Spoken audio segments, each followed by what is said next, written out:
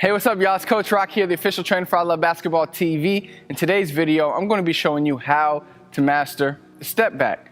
Yes, common move. Yes, simple move, but a lot of players do it wrong. Today, I'm going to show you what you're probably doing wrong, and I'm going to show you how to fix it so that it can become more effective in real games. Without further ado, let's get straight into it. So when we're practicing the step back, the one mistake I see a lot of players do, I'll say, hey man, let me see your step back, and they'll do this.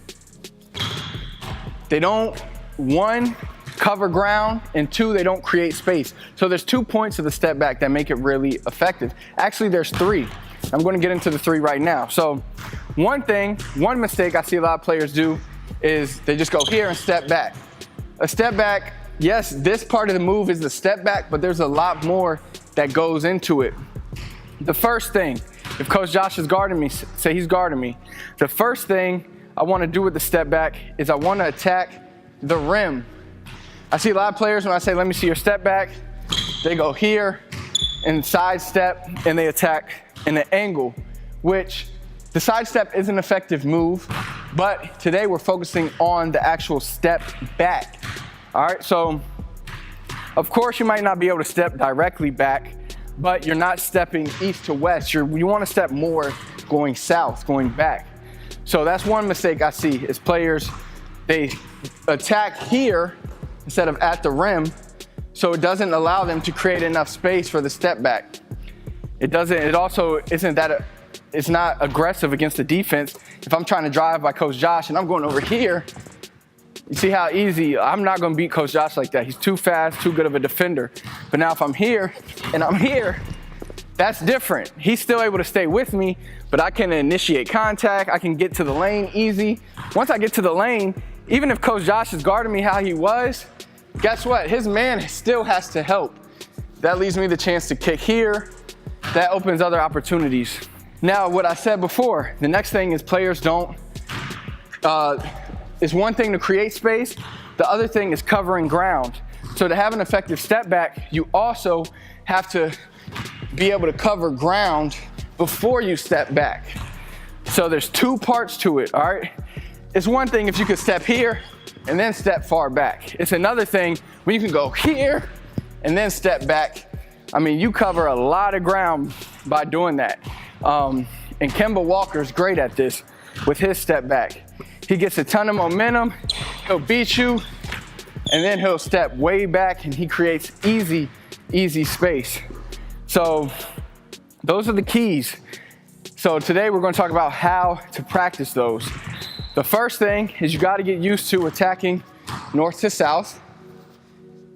The second thing is we want to really isolate this movement right here.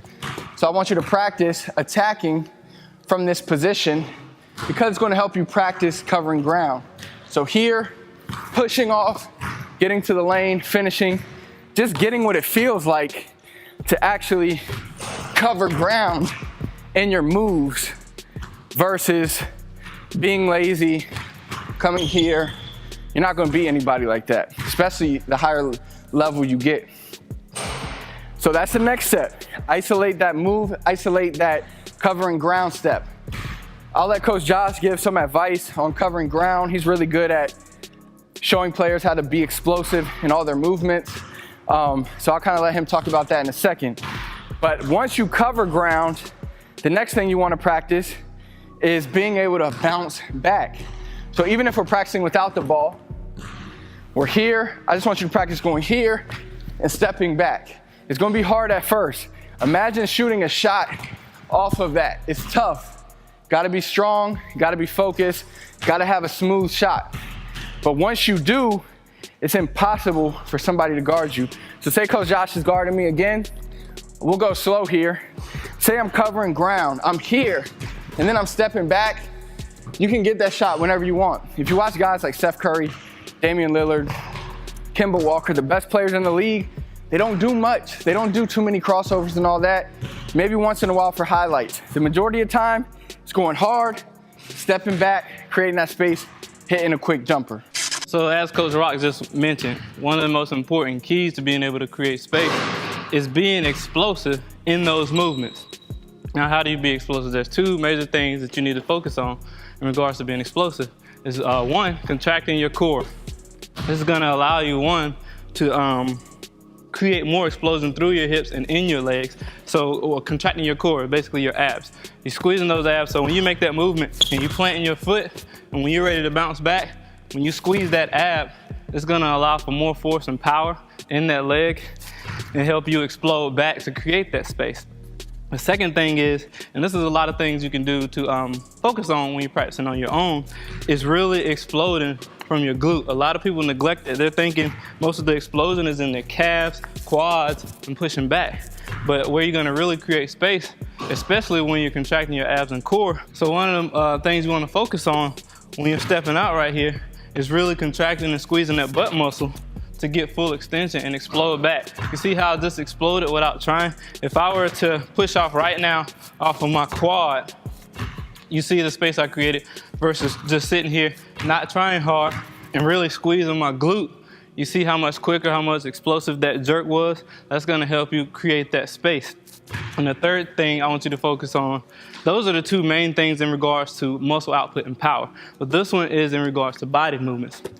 So when you're making that move, either side, you always want to look like you're going downhill. Like Coach Rock just mentioned, when you're dribbling, going north-south, straight at the rim. So what's gonna help you sail and create space is really dipping that shoulder ahead of you, looking like you're really diving at the rim.